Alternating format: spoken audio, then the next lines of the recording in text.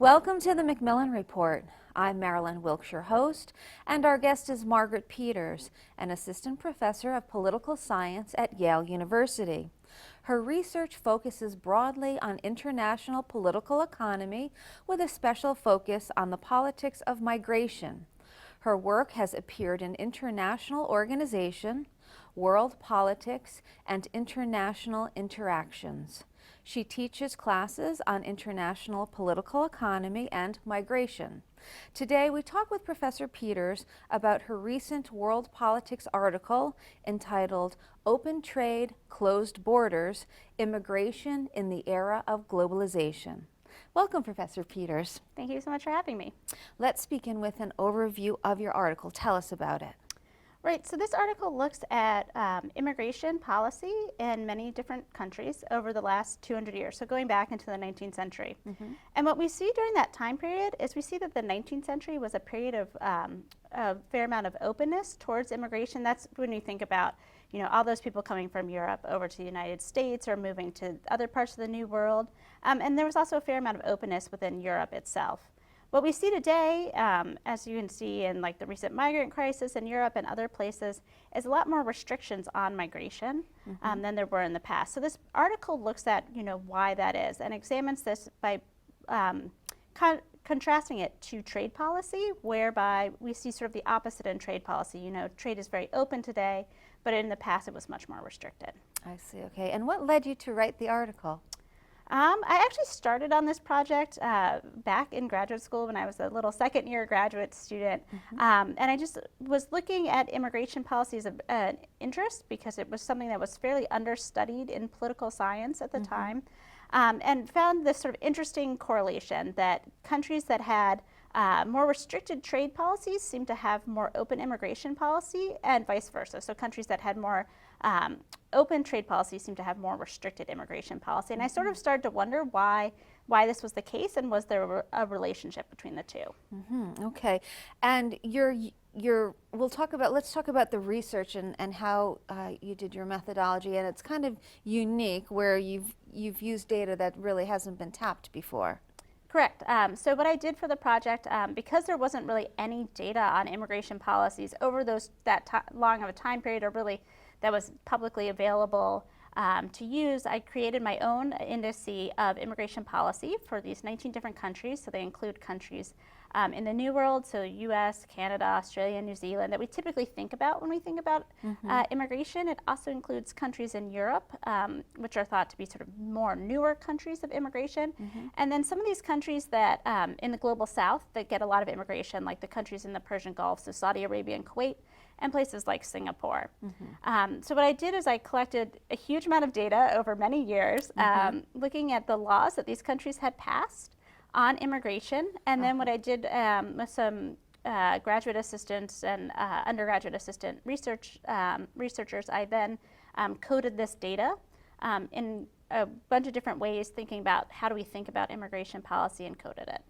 Wow, it sounds like a huge undertaking, actually. It was. Yeah. So why is it important to look at immigration in an era of globalization? Well, I think, you know, we're in an era of globalization now, and it's also just this really interesting question. When we think about globalization, we think about the amount of openness there is towards trade, towards the flow of capital, and then when we look at migration, there's many more restrictions on it than there is on these other flows. And so if we think about, you know, globalizing the world and integrating the world and, you know, having this one large world economy, it's sort of interesting that we don't allow the same flows of people that we do of goods or of money. So has immigration and trade policy been used over time? Yeah, so that's what I find in the article is that when trade is relatively more restricted, you get more open immigration policy and vice versa. So the reason I think that this is going on is it's going through the actions of firms. So when trade is relatively restricted, firms basically don't find as much competition from overseas because they have trade barriers that help them produce at home. In a lot of the countries that I look at that are targets of immigration, this means that these industries like textiles or toys or other low-skill industries expand, And so firms then lobby for more workers because they're expanding industries, there's not enough labor, and so they lobby the government for greater numbers of workers and for greater immigration. Once trade opens, a lot of those low-skill firms close. So we've seen this, here, say the textile sector here in the United States, we don't really, cheap t-shirts, we get them from China now versus once upon a time they were manufactured here in the United States. And as that happens, as those firms close, they no longer need the same number of workers, and so they're not even, some of those firms aren't even here to lobby for open immigration any longer, and other firms can use the workers that those companies laid off. And so you just see many fewer low-skill jobs in the country, many fewer firms that use that kind of labor, and because of that, they just don't exist to lobby on immigration any longer, which allows policymakers who are facing a lot of constraints on immigration, face a lot of groups that don't really like immigration, to restrict it to make those groups happy without making business interests relatively unhappy. So how does trade policy actually affect immigration policy then? So it's through this firm lobbying is what I argue, is that because you see the shrinking of the low-skill, labor-intensive sectors in these countries. So again, if you think about sectors that used to use a lot of immigrant labor here in the United States, like since we're not far from the main old textile mills in Lowell, Massachusetts, and other places like that that used a huge amount of immigrant labor in the 19th century when those industries are relatively protected, they then lobbied to help keep immigration open. Whereas once we saw greater globalization and greater openness to trade after World War II, and those tariff barriers came down, we've seen all those textile firms move out of the United States, move to China, move to Bangladesh, move to areas with cheaper labor. And because they don't exist any longer, they're not here to lobby the government for more open immigration. Right, right. So what do you conclude in the article? So I conclude a couple different things.